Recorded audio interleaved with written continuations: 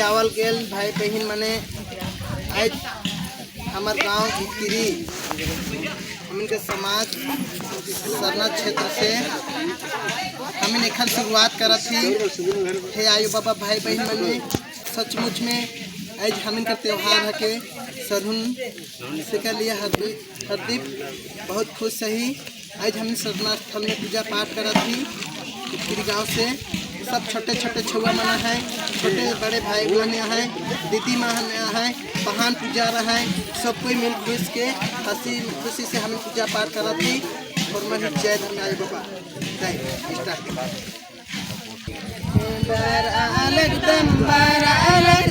आयो